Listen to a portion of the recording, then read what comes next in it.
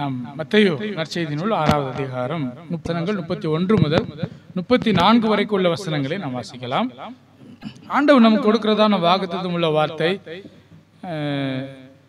எண்ணத்தை உண்போம், எண்ணத்தை குடிப்போம், எண்ணத்தை உடுப்போம் என்று கவலைப்படாதிருங்கள்.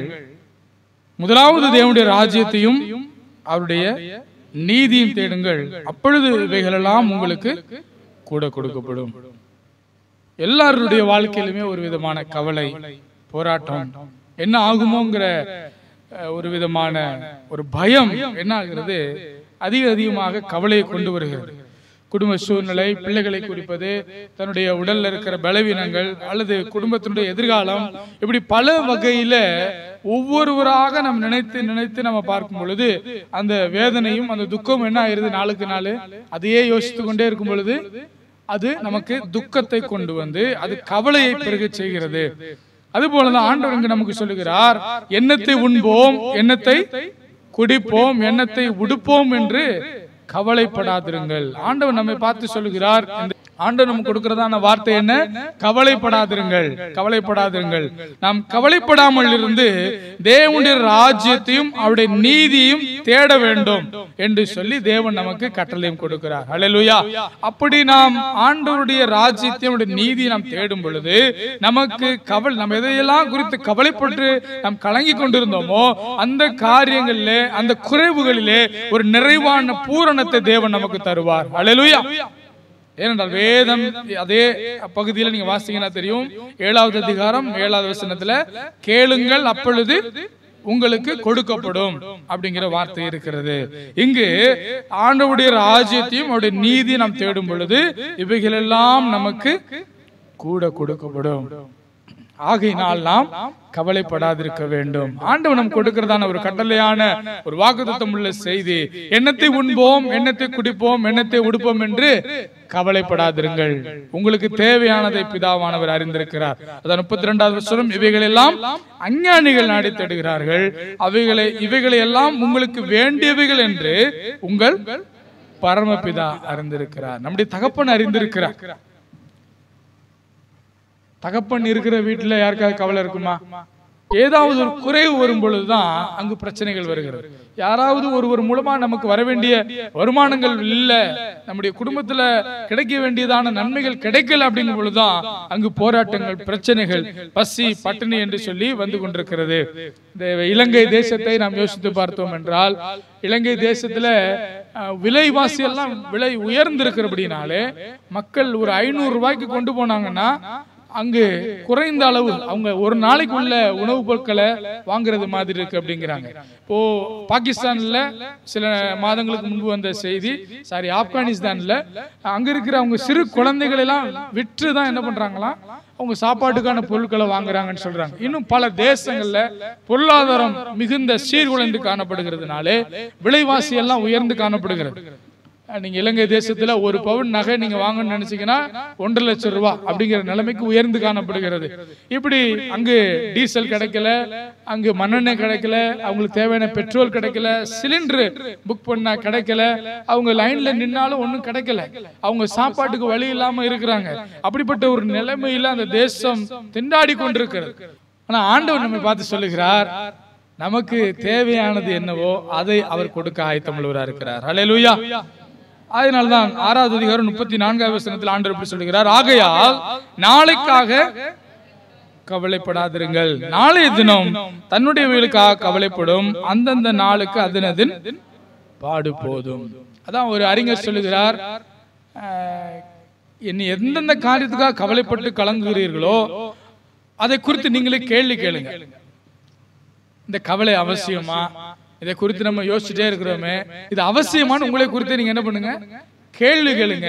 ஒருவேளை அவசியமான கவலையா இருந்தா நீங்க கவலைப்படலாம் அப்படின்னு சொல்லி அவரை கேட்டு பார்க்க சொல்றார்.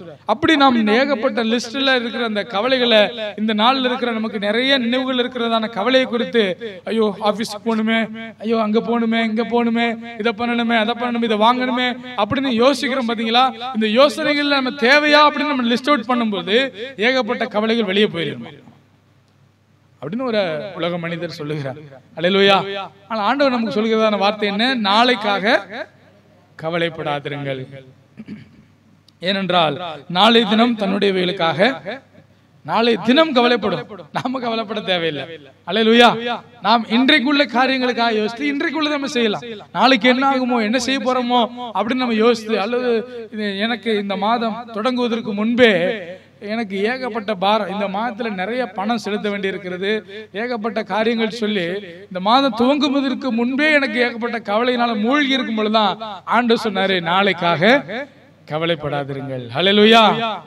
நாளைய தினத்தை குறித்து பயம் இல்லை, நாதன் இயேசு எல்லாம் பார்த்து கொள்வார், எல்லாம் பார்த்து கொள்வார். நாளைய தினத்தை குறித்து பயம் இல்லை, நாதன் இயேசு எல்லாம் பார்த்து கொள்வார், எல்லாம் பார்த்து கொள்வா அப்படின்னு ஒரு பாடகர் பாடி இருக்கிறார். நாளை தினத்தை குறித்து பயம் இல்லை, இயேசு எல்லாம் பார்த்துக்கிறார் அப்படின்னு நம்ம ஃப்ரீயா விட்டுட்டோம்னா ஆண்டவர் எல்லாவற்றையும் பார்த்துக் கொள்கிறார் இருக்கிறார். அப்போ வேதத்தில் சொல்லப்பட்ட எந்தெந்த காரியங்களாம் நம்ம கவலைப்பட வேண்டாம் என்று சொல்லி வேதம் நமக்கு அறிவுறுத்துகிறது அப்படின்னு நம்ம பார்த்தோம் என்றால் ஆதியாகமம் 45:20 வசனத்தை ஒரு வாசிக்கலாம். ஆமென். அங்கு ஆண்டவர் அவர்களை பார்த்து சொல்கிறார், உங்கள் தட்டுமுட்டுகளை குறித்து கவலைப்பட வேண்டாம், எகிப்து தேசமெங்கும் உள்ள நன்மை உங்களுடையதா இருக்கும் என்று சொல்லி உனக்கு நான் இட்ட கட்டளைப்படியே செய் என்றான். அங்கு மோசே மூலமாக ஆண்டவர் இந்த வார்த்தைகளை தெரிவிக்கிறார். அல்லேலூயா. தட்டுமுட்டுகளை குறித்து கவலைப்பட வேண்டாம். மூன்றாவது 1 சாமுவேல் 9வது அதிகாரம் 20வது வசனம். 1 சாமுவேல் 9:20. சாமுவேல் மூலமாக சவுலுக்கு ஆண்டவர் சொல்கிறார், 3 நாளைக்கு முன்னே காணாமற் போன கழுதைகளை பற்றி கவலைப்பட வேண்டாம். முதலாவது நாளைக்காக கவலைப்படாதிருக்க வேண்டும் என்று சொல்லி ஆண்டவர் நமக்கு அறிவுறுத்துகிறார். 2வது உங்கள் தட்டுமுட்டுகளை குறித்து கவலைப்பட வேண்டாம். 3வது காணாமற் போன கழுதைகளை பற்றி கவலைப்பட வேண்டாம். ஏன்னா ஒரு பொருள் காணாம போயிடுச்சு, கழுதை காணாம போயிடுச்சுன்னா அந்த காலத்துல எவ்வளவு பெரிய துக்கமா இருக்கும். அதை தேடிக்கொண்டுதான் சவுல் சென்றார். அப்பொழுது தேடி சென்ற கழுதையை தேடி சென்ற மனிதனுக்கு ராஜா என்ற பதவி தேடி வந்தது. அல்லேலூயா. அப்பதான் அங்கு சாமுவேல் தீர்க்கதரிசி சொல்கிறார், கழுதைகளை பற்றி கவலைப்பட வேண்டாம். 4வது வசனம், 4வது காரியம் மத்தேயு 6வது அதிகாரம் 25வது வசனத்தை நாம் வாசிக்கலாம். ஆமென். ஆண்டவர் சொல்லுகிறார், உங்கள் ஜீவனுக்காகவும் உங்கள் சரீரத்துக்காகவும் கவலைப்பட வேண்டாம், கவலைப்படாதிருங்கள். அல்லேலூயா. என்ன சொல்றாரு? எண்ணத்தை உண்போம் எண்ணத்தை குடிப்போம் என்று உங்கள் ஜீவனுக்காகவும் எண்ணத்தை விடுப்போம் என்று உங்கள் சரீரத்துக்காகவும் கவலைப்படாதிருங்கள். நமக்கு மிக அவசியமானது என்னது? உணவு, உடை, இருப்பிடம். இது அவசியம். அப்போ இதற்காக நம்ம கவலைப்பட வேண்டாம். அல்லேலூயா. ஆகையினால் இங்க பாருங்க, ஆண்டவர் நமக்கு கொடுக்கிற அறிவுரை என்ன? உங்கள் தட்டுமுட்டுகளை குறித்து கவலைப்பட வேண்டாம், காணாமற் போன கழுதைகளை பற்றி கவலைப்பட வேண்டாம், உங்கள் ஜீவனுக்காகவும் உங்கள் சரீரத்துக்காகவும் கவலைப்படாதிருங்கள். அப்புறம் கடைசியாக மத்தேயு 10வது அதிகாரம் 19வது வசனம்.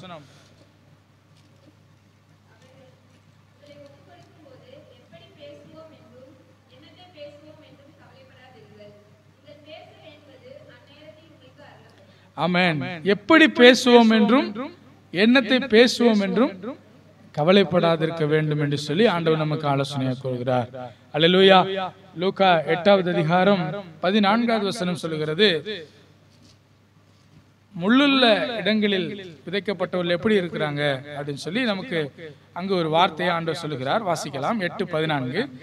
இந்த விதையை குறித்ததான ஒரு ஓமையில ஆண்டவர் சொல்லும் பொழுது, இந்த முள்ளுகளுக்கு இடங்கள்ல, இந்த முள்ளு இருக்கிற இடங்கள்ல விதைக்கப்பட்டவங்க எப்படி இருக்கிறாங்களா? வசனத்தை கேட்கறதா இருக்கிறாங்க. ஆனா அவங்களை ரொம்ப பாதிக்கக்கூடியது என்னது? வசனத்தை கேட்ட உடனே போய் பிரபஞ்சத்திற்குரிய கவலைகளினாலும் ஐஸ்வர்யத்தினாலும் சிற்றின்பங்களினாலும் நெருக்கப்பட்டு பலன் கொடாதிருக்கிறார்கள். இன்றைக்கு நிறைய பேர் கிறிஸ்தவ வாழ்க்கையில வீழ்ந்து போகிறது எதுல அப்படின்னா, இந்த காரியத்தில் அதிகமா விழுந்து விடுகிறார்கள். கடைசியா முன்னேறி போய் நல்ல நிலத்தில் விதைக்கப்பட்டவர்களாய் கனி கொடுக்க வேண்டியவர்களாய் இருக்கக்கூடிய கிறிஸ்தவர்களாய் இருக்கிற நாம் அநேக நேரங்களில் விழுந்து போவது எதிலே? பிரபஞ்சத்திற்குரிய கவலை, பிரபஞ்சத்திற்குரிய கவலைகளினாலும் ஐஸ்வர்யத்தினாலும் சிற்றின்பங்களினாலும் நெருக்கப்பட்டபடினாலே பலன் கூடாதவர்களாய் மாறிவிடுகிறோம். பலன் கூடாதிருக்கிறபடினாலே நம்முடைய வாழ்க்கை ஆண்டவருக்கு பிரியமற்றதாய் மாறிவிடுகிறது. கவலை என்பது இருதயத்தை ஒடுக்கும் என்று சொல்லி பார்க்கிறோம். நீதிமொழிகள் 12வது அதிகாரம் 15வது வசனத்தை வாசிக்கலாம். நீதிமொழிகள் 12வது அதிகாரம் 15வது வசனம். மனுஷனுடைய இருதயத்தில் உள்ள கவலை, நீதிமொழி 12 15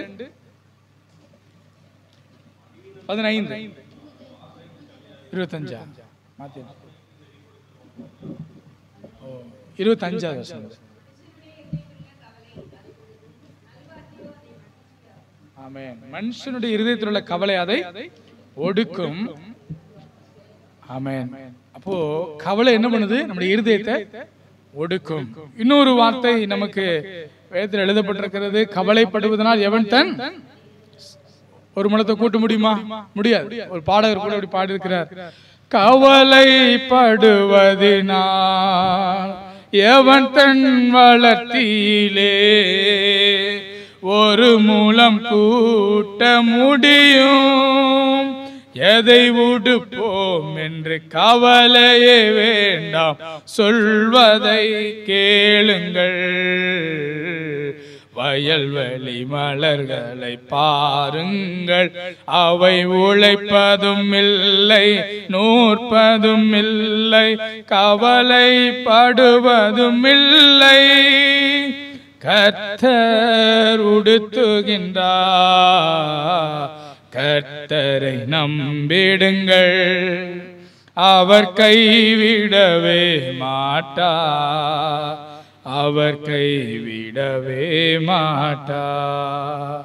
கர்த்தரை நம்பிடுங்கள், அவர் கைவிடவே மாட்டார், கைவிடவே மாட்டார். பிலிப்பியர் 4வது அதிகாரம் 6வது வசனத்தில் ஆண்டவர் நமக்கு கொடுக்கிறதான வார்த்தை, நீங்கள் ஒன்றுக்கும் கவலைப்படாமல், வாசிங்க, எல்லாவற்றையும் குறித்து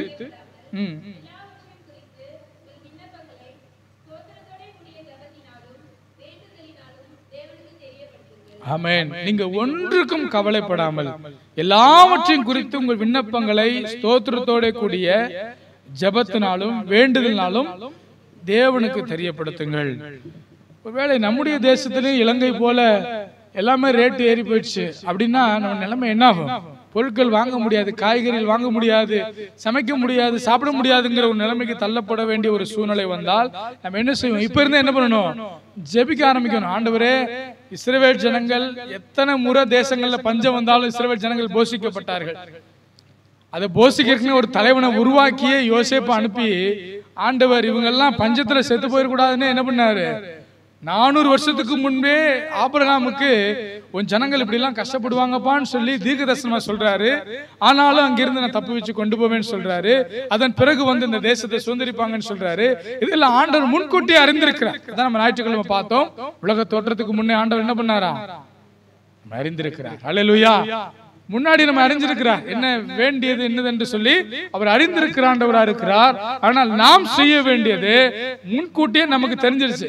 இந்த தேவைகளுக்கா பணம் தேவை, இந்த தேவைகளுக்கா நமக்கு தேவைப்படுது, இந்த தேவைகள் சந்திக்கப்படும் சொல்லி நமக்கு தெரியுது.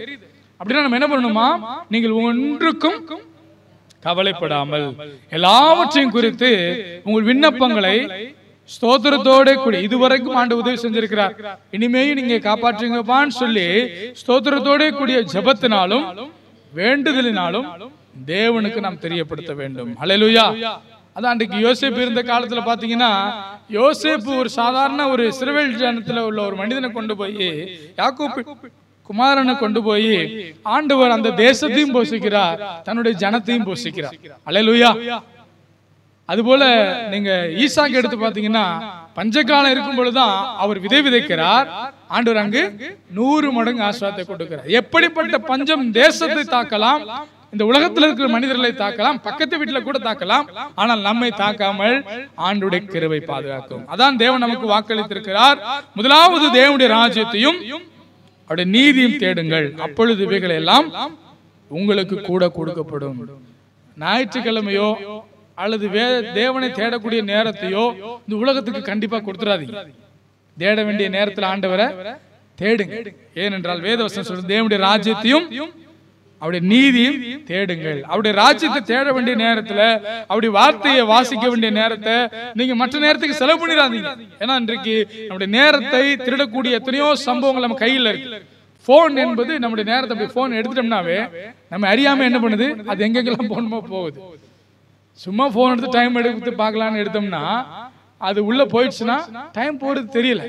அப்படி நம்முடைய நேரத்தையும் காலத்தையும் வீணெடுத்து விட வேண்டாம். உங்களுக்கு நீங்க வச்சிருக்கிற பைபிள் உங்களால கண்ணு நல்லா தெரியலையா, படிக்க முடியல, என்ன பண்ணுங்க, நல்ல பெரிய எழுத்துள்ள பைபிள்லாம் இருக்கு.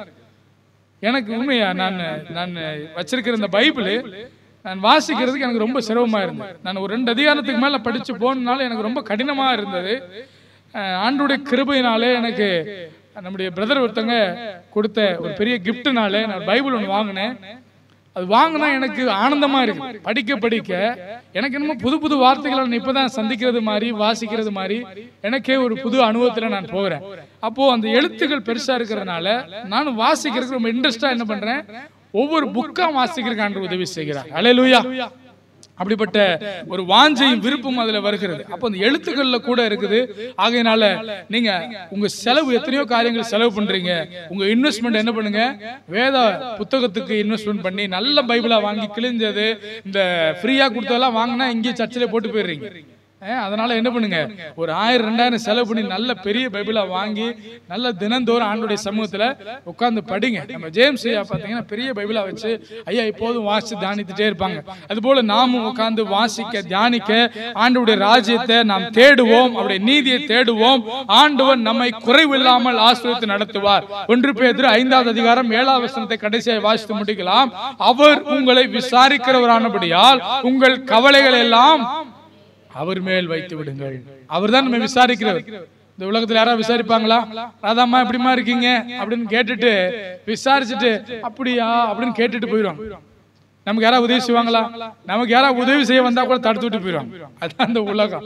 ஆனால் இந்த உலகத்துல நம்ம விசாரித்து நம்முடைய கவலைகள் எல்லாம் அவர் மேல நம்ம வைக்கும் பொழுது ஆண்டவர் என் பிள்ளைக்கு உதவி செய்யாம யாருக்கு உதவி செய்வேன் என்று சொல்லி அவரே இறங்கி நமக்கு தேவையானதெல்லாம் கொடுப்பார். நம் கண்களை மூடி நாம் செபிப்போமா? கேளுங்கள் கொடுக்கப்படும் என்று வேத வார்த்தை நமக்கு சொல்லுகிறது. மத்தேயு 7:7 படி நீங்கள் ஒன்றுக்கும் கவலைப்படாமல் நம்முடைய தேவைகள் எல்லாம் ஆண்டவருடைய சமூகத்துல நம்ம கேட்கும் பொழுது ஆண்டவர் எல்லாவற்றையும் பார்த்துக் கொள்வார். பிரியமானவர்களே, இந்த மாதத்துல உங்களுக்கு தொடக்கத்திலே உங்களுக்கு கவலையா இருக்கிறதோ, நான் என்ன செய்வேன், இந்த காரியத்துக்காக என்ன செய்ய போகிறேன், யார் எனக்கு உதவி செய்வார் என்ற கவலையோடு இருக்கிறீர்களோ கண்களை மூடி ஒப்பு கொடுங்க.